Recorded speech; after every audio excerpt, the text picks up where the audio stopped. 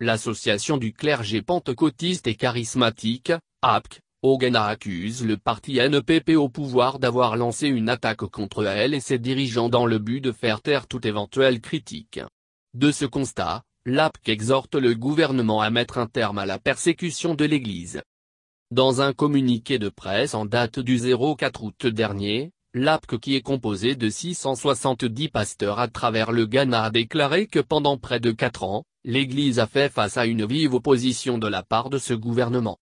Des raisons de son amertume contre le pouvoir, la déclaration de l'APC signée par son secrétaire général, le révérend John Arma, révèle que le gouvernement dirigé par le président ghanéen Nana Akufo-Addo a lancé une campagne vicieuse contre presque tous les hommes de Dieu influents après sa prise de fonction. Comme exemple, elle a soutenu qu'il y a une attaque calculée et parrainée par l'État contre Charles Agi Nazar, l'un des plus grands pasteurs dans le pays. Son offense à en croire l'APC a été d'avoir osé poser une question dans l'un de ses sermons sur le prétendu assainissement du secteur financier. Au regard de la situation qu'elle vit, l'APC a établi que le musellement de la liberté d'expression et d'opinion et une tentative subtile de censure du clergé doivent être combattus avec une juste indignation.